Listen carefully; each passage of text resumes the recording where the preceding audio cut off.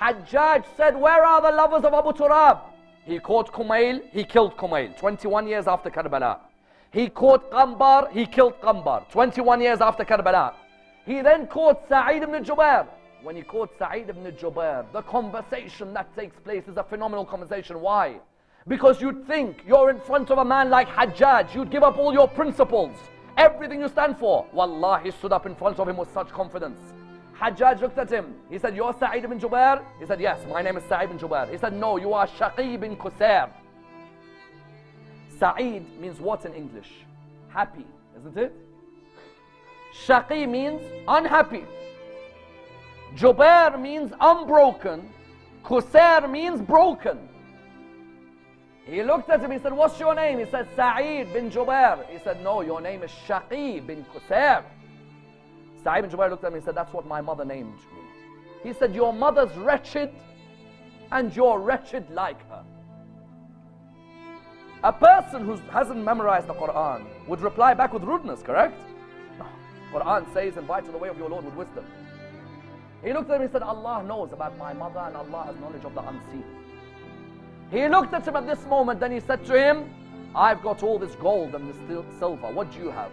He said, listen, if I thought your gold and silver would save me, I would worship you, not the Lord who gave you all of this.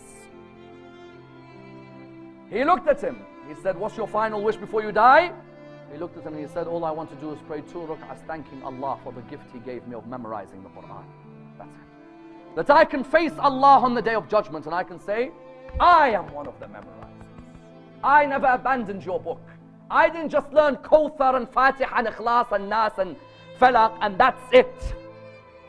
I bothered to spend an hour every day to learn the other surahs like Waqi'ah and Yasin and Rahman and Haqqa and Ra'ad and Ibrahim and Bani Israel and Insan. When he was praying the 2 rak'ah, he finished, he wanted to die facing the Kaaba, correct? Isn't that all our wish?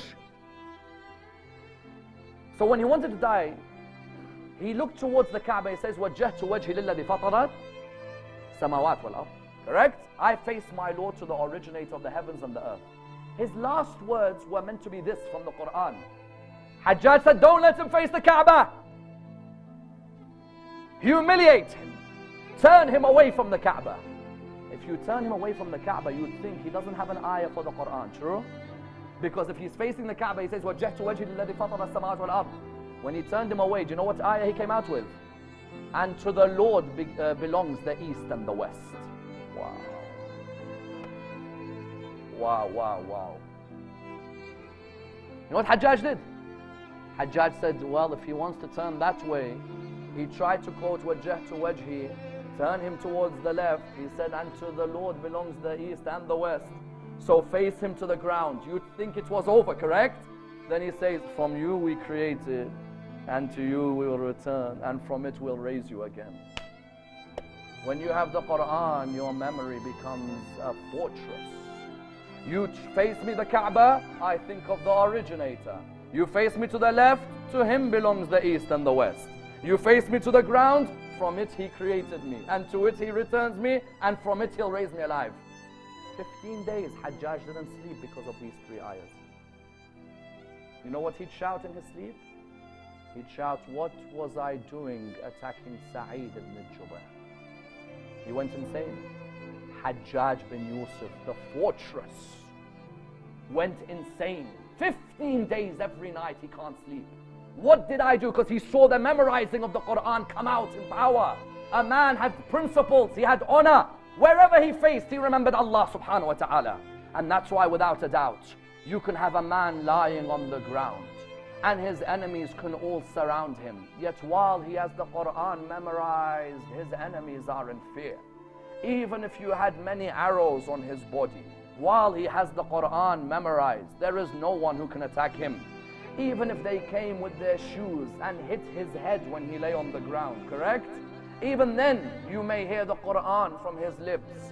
Even when they bring their knives and stab him in his thigh, even then you hear the Quran on his lips. You know what each one of them said when they came to behead Imam al-Hussein on the 10th of Muharram? There was one line all of them repeated. because for a couple of hours he lay on the ground on the 10th of Muharram.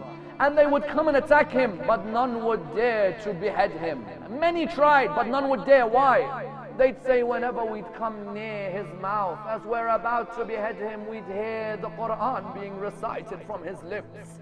It's as if he wasn't dying. No, it was them who were dying. He was remaining alive. For while the Quran was being recited from his lips, there is no way any of them could have killed him, because his principles could never die.